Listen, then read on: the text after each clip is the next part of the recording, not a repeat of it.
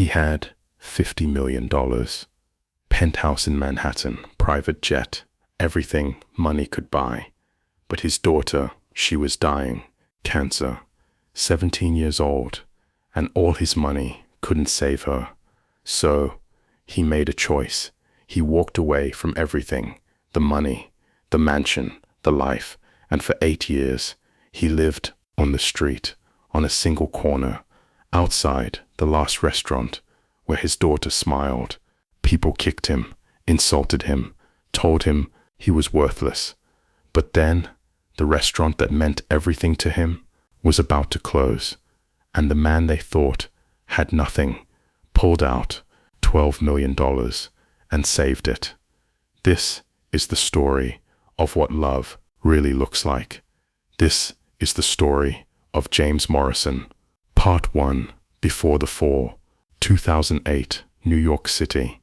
James Andrew Morrison was at the top, partner at Goldman Sachs, investment banking division, 46 years old, net worth $52 million, penthouse overlooking Central Park, black car service, first class, everywhere. He had everything, everything except time. His daughter, Sarah Morrison, was 12 years old, dark curly hair, bright eyes that lit up every room, and one day, in October, she collapsed at school. The diagnosis, acute lymphoblastic leukemia, aggressive, stage 3. The doctors said, "We'll do everything we can," but James heard what they didn't say. The survival rate wasn't good. He threw everything at it. The best oncologists, experimental treatments, clinical trials in Switzerland, Germany, Japan. He sold the penthouse for $30 million, liquidated investment portfolios, spent $47 million in 3 years. But Sarah, she kept fighting. "Dad," she said one evening, in the hospital, "you don't have to do this. I don't want you to lose everything for me." James held her hand. "Sweetheart, you are everything." 2012, the last birthday. Sarah turned 17 on March 15th. She was in remission, weak, thin, but alive. James wanted to celebrate.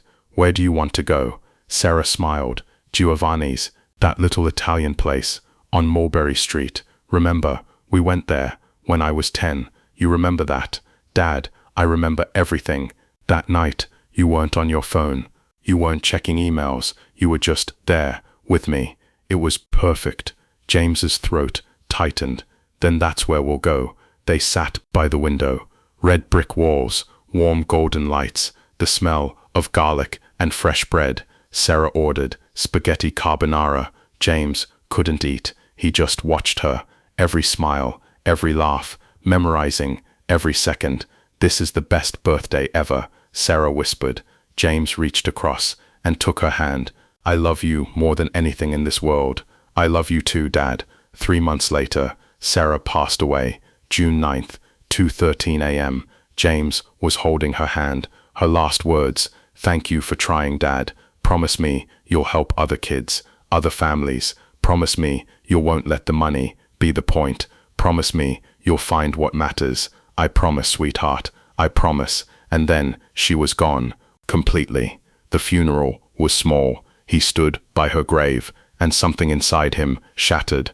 All the money, all the success, all the power, and he couldn't save the one person who mattered. "What's the point?" he whispered. He stopped going to work, stopped answering calls, stopped existing in the world he'd built. His colleagues tried to reach him. "James, we need you back." He didn't respond. The board asked him to resign. He signed the papers. No fight, no argument. He just walked away. 2013, the decision. James stood in his empty apartment. Everything sold, everything gone, except $12 million sitting in a bank account, untouched. He stared at the balance and realized, "I don't want this. I don't want the penthouse, the cars, the life. I want to understand what Sarah meant, what matters." And so he made a choice that would change everything. Part 3, The Corner, March 2015. James Morrison arrived at Mulberry Street, 61 years old, grey hair, worn jacket, a single duffel bag, and he sat down, right there, outside Giovanni's Italian restaurant, the last place. Sarah smiled. He closed his eyes and whispered, "I'm here, sweetheart. I'm listening." Twisted with disgust. Not another one. He walked outside. "Hey, you, move, now." James looked up, calm. "Good morning, sir. I don't care about the morning. Move, or I'm calling the cops." James stood, slowly, folded his blanket, and walked across the street. Richard shook his head. Damn homeless people. Bad for business. But that night, James came back. Same spot. He pulled out Sarah's photograph. "Good night, sweetheart." And this became his life. 8 years. Every morning, Richard kicked him out. Get out. Every night, James came back. 2,847 times. He was kicked out. 2,847 times. He counted every one. But James wasn't idle. Every day, he read the Financial Times, the Wall Street Journal. He managed his investments remotely from library computers, and slowly 12 million became 14, then 16, then 18. By 2023, his portfolio was worth $22 million, but he spent almost nothing. He lived on soup kitchens, public showers, library computers, because he'd made a promise: find what matters, and money wasn't it. Part 4, The Connections, 2017. Daniel, Richard's son. Daniel, 16 years old, watched James every day. One winter morning, brutal cold, 15 degrees. Daniel grabbed a coffee, walked outside. "Here, it's freezing." James looked up, smiled. "Thank you, son." Daniel sat down. "Why do you stay here?" James looked at the restaurant. "Because someone I loved was happy here, and I need to remember that feeling." "Who?" "My daughter. She passed away." Daniel's eyes filled with tears. "I'm sorry. Don't be. She taught me everything I needed to know." "What do you want?" James pulled out an envelope. $20,000 for your daughter's treatment. Richard stared. "Where did you get this?" "It doesn't matter. Take it. I don't want your pity." "It's not pity. It's a father helping another father." Richard's face twisted. "Get out." He slammed the door. The envelope fell. But Sarah, Richard's daughter, saw everything. She ran outside. "Wait, sir." James turned. "Your father doesn't want help." Fell. But Sarah, Richard's daughter, saw everything. She ran outside. "Wait, sir." James turned. "Your father doesn't want help. I know, but thank you for trying." James looked at her. Really looked. "What's your name?" "Sarah." James's breath caught. "Sarah," he repeated softly. "Are you okay?" "I had a daughter named Sarah. She had leukemia too." The girl's eyes filled with tears. "What happened?" "She didn't make it. But you can please take this money for your treatment." Sarah took the envelope, hands shaking. "Why are you doing this?" "Because my Sarah asked me to help other families, and I keep my promises." Sarah never told her father where the money came from, but it paid for 6 months of treatment, and she went into remission. She never forgot the homeless man who saved her life. Part 5, The Crisis, January 2023. Richard Giovanni sat in his office. The letter from the bank. Foreclosure notice. Due $480,000, plus supplier debts, $67,000. Tax liens, $95,000. Total $642,000. 30 days to pay or lose everything. His wife, Elena, filed for divorce. His son, Daniel, barely spoke to him. His daughter, Sarah, was in remission, but the medical bills never stopped. Richard was alone, broken, defeated. 71 years, he whispered. 3 generations, gone. Part 6, The Reveal, February 15th, 2023. The building was being auctioned. Richard sat in his empty office, head in hands. The door opened. James Morrison walked in. Richard looked up. "You, not today. I can't. I'm here to make an offer." Richard laughed bitterly. "With what?" James reached into his jacket, pulled out a business card and a check. He placed them on the desk. Richard picked up the card. James A. Morrison, former partner, Goldman Sachs, private equity investor. He stared. "This is a joke." James said nothing. Richard picked up the check, $2,750,000. His hands froze. "This can't be real. Call the bank." Richard dialed. Speakerphone. "First National Bank. I need to verify a check. Code November 74 Charlie." "One moment." Silence. "Mr. Giovanni?" "Yes, the check is valid. Issued by James A. Morrison. Account balance, $22,400,000. The check will clear."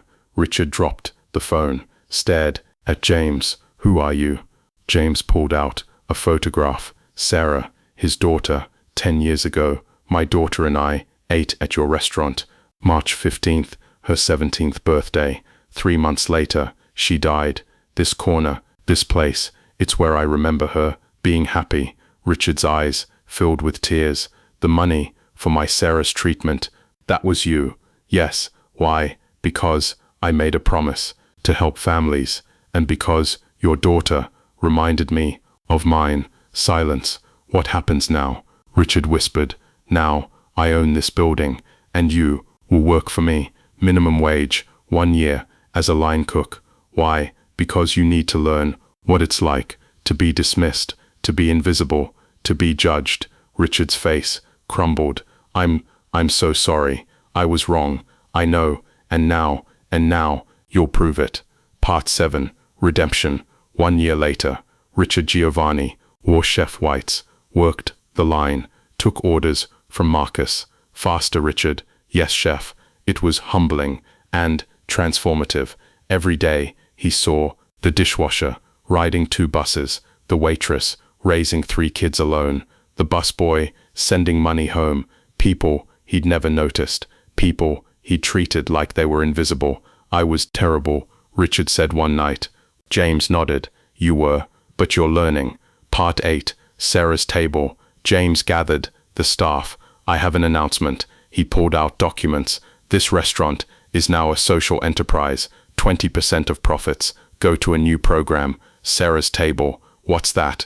Marcus asked. "Free meals for anyone who needs them, every day, 3 to 5 p.m., no questions asked." Tears, applause, and 5 formerly homeless individuals will be hired full-time, with benefits, training, housing, more applause. "This restaurant will be where everyone is welcome, where no one is invisible." 3 years later, 2027, Sarah's table had grown, 12 locations, 6 states, 400 homeless, fed daily, 50 formerly homeless, employed, and Richard, CEO of the entire operation.